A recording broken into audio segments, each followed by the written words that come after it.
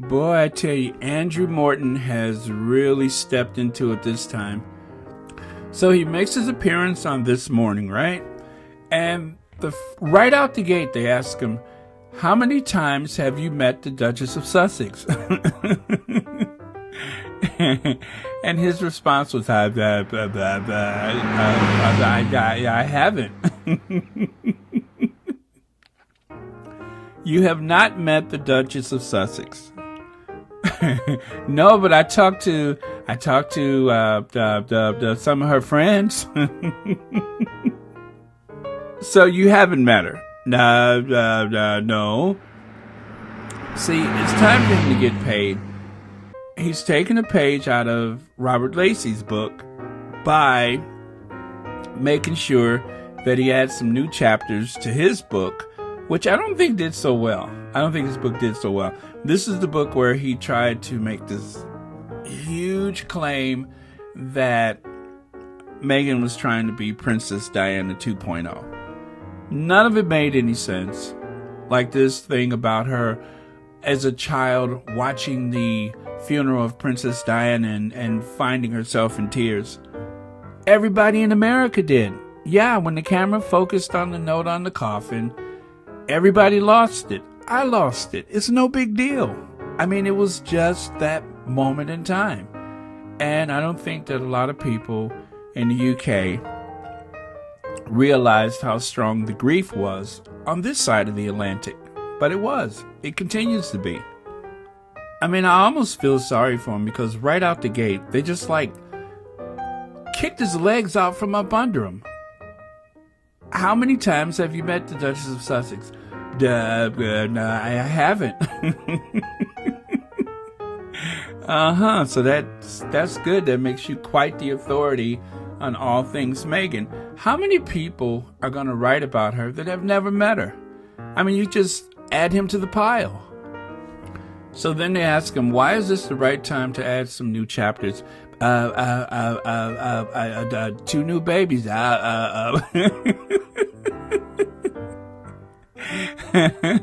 How much hemming and hawing can you do in one interview? I don't know what's going on with This Morning, and I'm not saying that you should go and watch it. I'm just saying that they the floor dropped from beneath them, and it was downhill the rest of the way.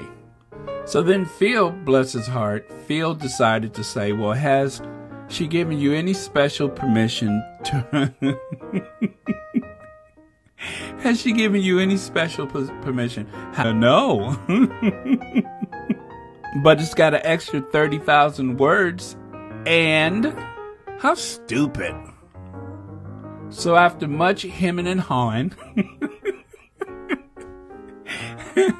and some more hemming and hawing, and then a couple of more ums,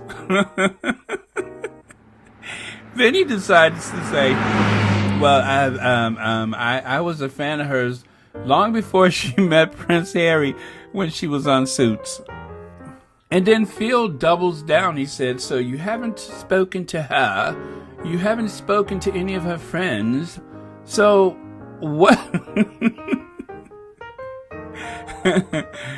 This is kind of like an ambush. I wasn't expecting this. It just seems like those big, gigantic, polarized, fog-resistant, glare-resistant lenses of his were starting to fog up. What is going on with this guy? Okay, I'm giving you the play-by-play. So then Phil really goes in for the jugular. He says, well, so much of what you said has been in the papers. So much has already been written about. How do we know that what you're saying is the truth? Why does Phil have an end for Andrew Morton? I mean, what has he done to him? You know, that's bad when I would rather listen to Kate. Right now, I'd rather listen to Kate. At least I can't understand what she's saying, and I don't have to suffer my way through it. But this guy is just hemming and hawing his way through the whole thing. And that's because he's kind of fudging it a bit. I don't want to just say that he's lying, because I don't know that he's lying. But whoever his sources are, I hope he didn't pay him, because they're not doing him a service right now. And for some reason, Phil and Holly are not playing along. I guess the overall point is this interview really just goes downhill from there. I don't know why Phil and Holly decided to kick his legs out from up under him from the beginning, but pretty much they just laid it out. You're regurgitating a whole bunch of information that everybody has witnessed for the past 2, 3, 4 years, however long it's been, and you're adding some new chapters to your book about things that, I guess as they say in court, objection, asked and answered. I mean, it's all been asked and answered, and yet you're taking us there again for no good reason.